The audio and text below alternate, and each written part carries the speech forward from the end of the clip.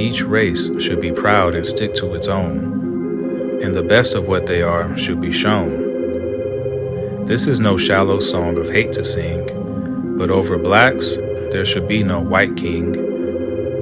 Every man on his own foothold should stand, claiming a nation and a fatherland. White, yellow, and black should make their own laws, enforce no one-sided justice with flaws. The Tragedy of White Injustice by Marcus Garvey. You know, they always say history repeats itself.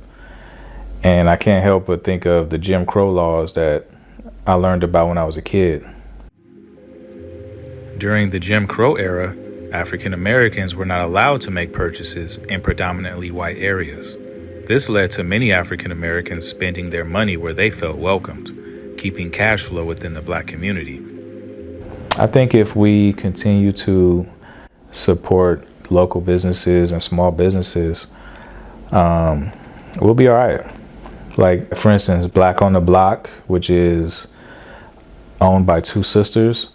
It's like a monthly festival, vendor thing where a bunch of small black businesses get together and showcase their stuff. Bloom Ranch, owned by Dr. Bill Relaford, is the largest black-owned ranch in Los Angeles County. I think it's like 250 acres. Also, you got Earl's on Crenshaw, which is like a hearty but healthy fast food place. I mean, it's a lot of people out here really doing it, so you just kind of have to ask around and engage your network. Oklahoma represented the hope of change and provided a chance for African Americans to not only leave the lands of slavery, but oppose the harsh racism of their previous homes. It seems like the racism that they went through in the civil rights era kind of morphed into classism. Class discrimination, or classism, is prejudice on the basis of social class. It includes individual attitudes, behaviors, systems of policies, and practices that are set up to benefit the upper class at the expense of the lower class. I think a good way to battle classism is not to chase money, but to make sure you know what you stand for and chase opportunities that match your morals. Thank you very much, my friend. That's certainly very kind of you. Now, I will read this resolution. Whereas a majority of the Negro citizens of Montgomery, Alabama, have refrained from riding city buses since December 5th, 1955, because of mistreatment and because of the unconstitutional seating arrangement. In February, during Black History Month, we decided to boycott Target and other stores for taking away some of their DEI initiatives after Trump signed the executive order. In 1964, President Lyndon Johnson signed the Civil Rights Act, which banned employment discrimination based on race, color, religion, sex, and national origin. Black Wall Street was very successful from what I researched.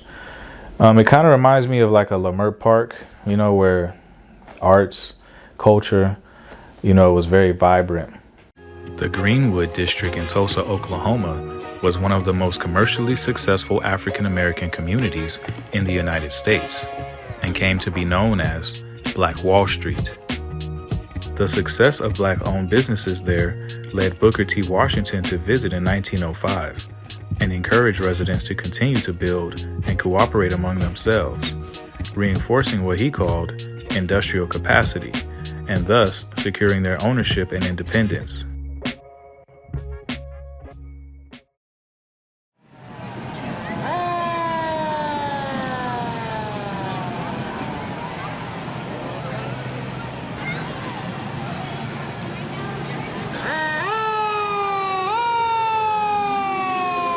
The Black Wall Street Massacre lasted for 2 days when mobs of white residents attacked black residents and destroyed homes and businesses of the Greenwood District. It was considered one of the worst incidents of racial violence in American history. The attackers burned and destroyed more than 35 square blocks of the neighborhood. About 10,000 black people were left homeless, and the cost of the property damage amounted to more than $1.5 million in real estate, which is equivalent to about $40 million in today's time. You know, I take it all as a sign. It's a sign to work harder and stay focused, man. Like, they don't care about you, dude. Something great is happening. It's a huge shift. And if you don't save yourself, who will?